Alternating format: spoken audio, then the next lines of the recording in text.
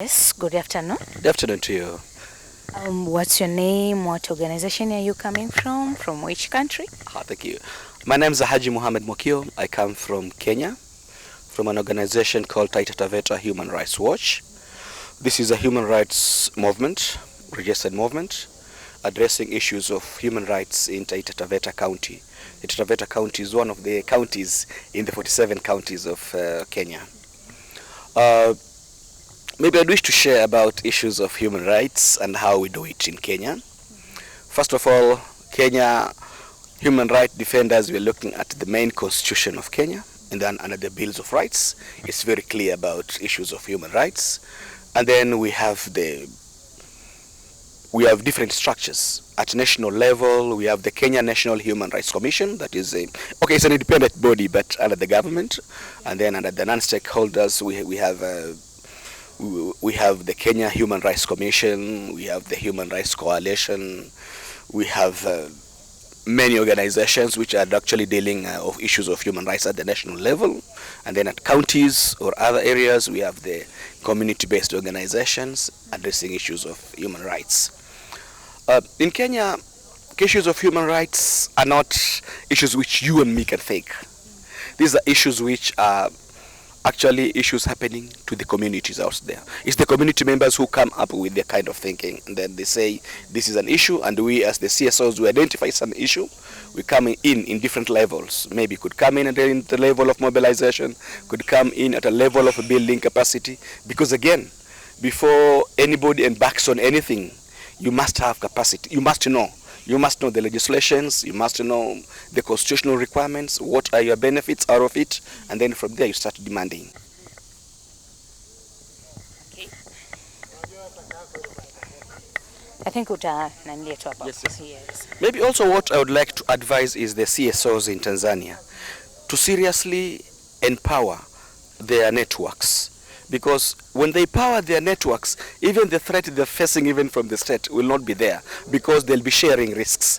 But an issue of an individual standing up to demand, it becomes very risky for the rights of the human rights defender. So it's good they come together, form strong networks, because the issue of this shrinking space, we're talking about development and sustainability, and it cannot come there if people are not united. They should speak in one voice. But far more is about the communities, the citizens. They should have a lot of loose movements, so that communities can themselves stand and demand. The issue of speaking for the communities should not be there. Nothing about communities without them. Communities should speak for themselves. And they can speak for themselves if they're empowered, if they're given space, if space is created for them. And we only create space by building their capacity, by empowering them. Because the minute somebody is empowered, then that person can stand and demand. If you don't empower, then this person cannot stand and demand. And this is the biggest problem you have. You see now the CSOs are the ones in the front line for the community. And the communities are not there. And the issues are for the community. Let communities identify their own issues, come up with their own strategies. Let the CSOs just help them to polish on how now to stand up and demand. That will be very great. But without an informed citizenry which can stand up and demand, it will be very difficult for the CSOs in Tanzania. Without unity in the CSOs, it will be very difficult for them to work. Okay, maybe what I wish to say is a candid request to the media in Tanzania to stand up and address issues which are oppressing the public. It is very wrong for the media to feel intimidated by the state to a level that they are now denying, or they are now keeping off airing the right information which is oppressive to the community. The media has a very big role.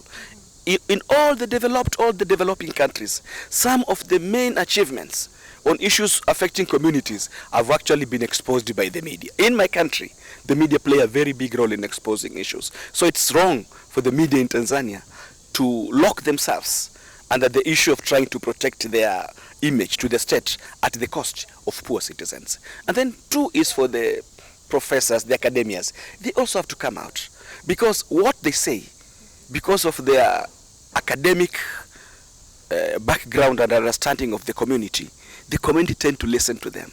So they should be in the forefront in analyzing issues affecting the communities. Their word to the community would help on communities making decisions on issues.